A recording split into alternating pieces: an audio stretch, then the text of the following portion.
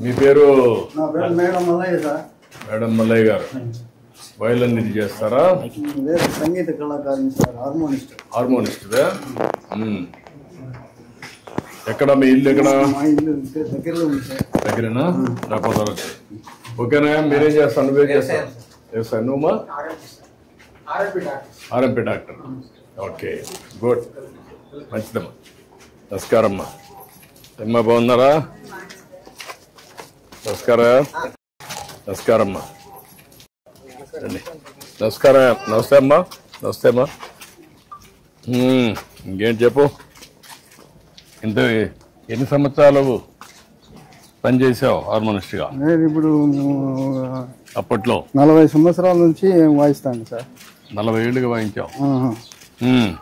తర్వాత పోయిన మన ప్రభుత్వంలో కుటుంబ నియంత్రణ అడ్వర్టైజ్ కూడా చేసింది సార్. కుటుంబ నియంత్రణ హరికథలు చెప్పినప్పుడు హరికథ రూపంలో ప్రచారం చేసిన.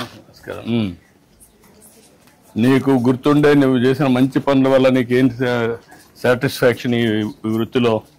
వృత్తిలో ఏం సార్, అప్పుడు ప్రోగ్రాంలకు పోతాను, డ్రామాలకు, హరికథలకు వాయిస్తా, బుర్రకథలకు వాయిస్తా. ఇదేనా ఇల్లు? ఇదే సార్.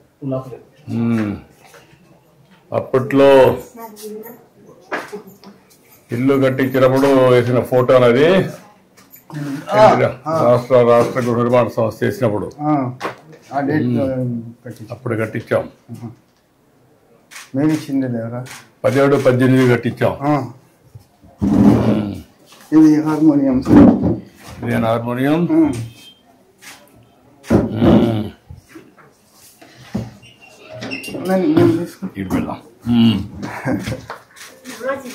నమస్కారం అమ్మా, బాగున్నావా?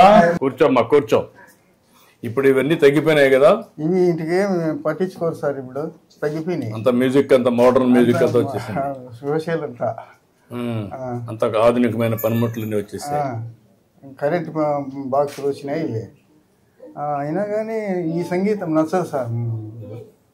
అంటే కొన్ని దిక్కల కొంతమంది ఉత్సాహం కూడా చూపిస్తున్నారు, కొంతమంది ఇంకా అక్కడ ఉండే కళ్ళ ఉన్నాయి సార్. ఇక్కడ పల్లెల్లో మాత్రము తగ్గిపోయింది.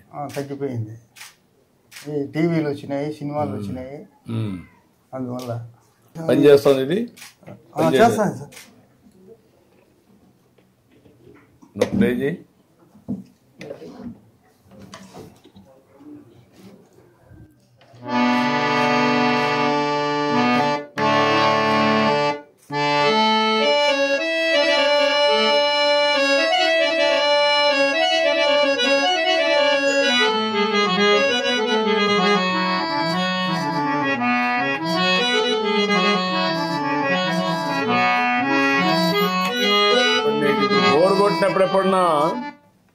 బోర్ కొట్టినప్పుడు ఎప్పుడన్నా హార్మోన్ వాయిస్తావా? వాయించుకుంటా ఉంటా సార్. నాకు అదే కొంచెం ప్రశాంతత కోసం చేస్తా ఉంటావు. ఇప్పుడు ఏంటి మీ ఇద్దరు, మీకు ఎంతమంది పిల్లలు? నాకు 3 కొడుకులు సార్. ఏం చేస్తారు ముగ్గురు? ఇద్దరు బెంగళూరులో కాపురం ఉన్నారు సార్. ఏం చేస్తారు అక్కడ? ఏదో కూలి పని చేస్తున్నారు పెద్ద కొడుకు. 3వ కొడుకు వచ్చేసి కంటెద్దాల షాప్ పెట్టుకున్నారు. ఎక్కడ? బెంగళూరులోనే. ముగ్గురు బెంగళూరులో ఉన్నారు. బెంగళూరు వస్తారు అప్పుడప్పుడు? వస్తా ఉంటారు సార్. మీరు పోతా ఉంటారా? పోతా ఉంటాం సార్. చిన్న కొడుకు వచ్చినాడు ఈరోజు.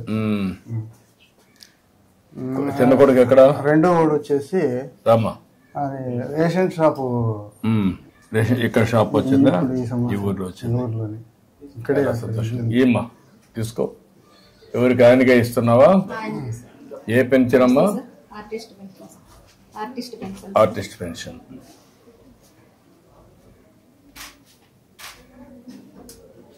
ఇది కూడా నేను పెట్టిన పెన్షనే మీకు, ఆర్టిస్టుల కోసం. మామూలుగా వృద్ధాప్య పెన్షన్ 250 ఇచ్చేటారు, 500 ఇచ్చినారు సార్. అప్పుడు మళ్ళా మీరు 3000 చేసినారు సార్. 3000 తర్వాత మళ్ళీ ఇప్పుడు 4000 ఇస్తున్నారు. అదే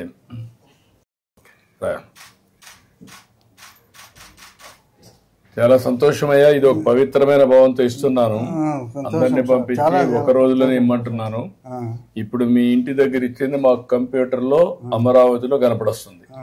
ఈ టైంలో ఇచ్చాం, ఇక్కడ ఈ ప్లేస్ లో ఇచ్చామని వస్తుంది అనమాట. ఆ విధంగా వీళ్ళు కూడా ఒక మంచి భావంతో పనిచేస్తున్నారు. అవును సార్. ఇంత మునుపు మారి కాకుండా ఇప్పుడు బాగా చేస్తున్నారు. వీళ్ళు బాగానే చేస్తారు. గౌరవంగా చూస్తున్నారా? చూస్తున్నారు సార్. ఏదో ఊరికే పింఛన్ ఇచ్చామనేమన్నా ఏం లేదు సార్, అంటే ఏం లేవా? మర్యాదగానే ఇస్తున్నారు. మర్యాదగానే ఇస్తున్నారు. ఓకే, అది కనుక్కుందామని. కొంచెం పెరాలసిస్ దొరికింది సార్, చెయ్యి దిమ్మైపోయింది, ఆరోగ్యం బాగలేదు. ఇప్పుడు ఎప్పుడన్నా ఊహించావా? నీకు 4,000 ఇచ్చాం, మరీ వికలాంగులు ఉంటే వాళ్ళకి 6,000 ఇస్తున్నాం, ఇంకా మిగిలిన బెడ్ మీదనే ఉంటే వాళ్ళకి 15,000 ఇస్తున్నాం. అట్లా వాళ్ళ పిల్లలు ఉండేవాళ్ళు వాళ్ళని కూడా చూసుకోవాలి. వర్కౌట్ చేద్దాం. ఒక 2 లక్షల రూపాయలు నీకు ఇచ్చేసేయండి నేను అకౌంట్కి. పెద్దమనవరాలు బీటెక్ చేసింది సార్, ఈ సంవత్సరం పోతుంది 2 నెలలో. మీరు రాసేయండి, మాట్లాడతాను, కలెక్టర్ చెప్తాను, రాయించాను. ఓకే అమ్మా, నమస్కారం. Please subscribe to Leo News for more videos.